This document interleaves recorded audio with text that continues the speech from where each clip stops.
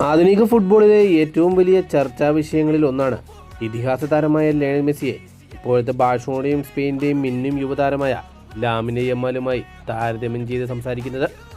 ഇപ്പോഴത്തെ ഇതിഹാസ പരിശീലകനായ പെപ് ഗാർഡിയോളയോട് കഴിഞ്ഞ ദിവസം നൽകിയ ഒരു അഭിമുഖത്തിൽ വെച്ച് ഒരു ലേഖകൻ ഇതേ ചോദ്യം തന്നെ ആവർത്തിച്ചു.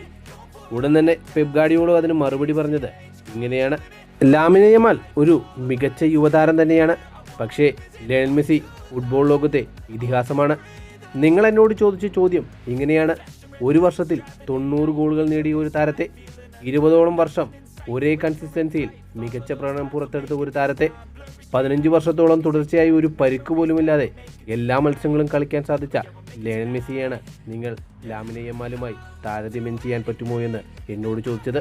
ഒരു സാധാരണ ചിത്രകാരനെ ലോകപ്രശസ്തനായ വിൻസെന്റ് വാൻ ഗോഗുമായി താരതമ്യം ചെയ്യുന്നത് പോലെയാണ് നിങ്ങൾ എന്നോട് ഈ ചോദ്യം ചോദിച്ചത്. ലാമിനെ യമാൽ മികച്ച താരം തന്നെയാണ്.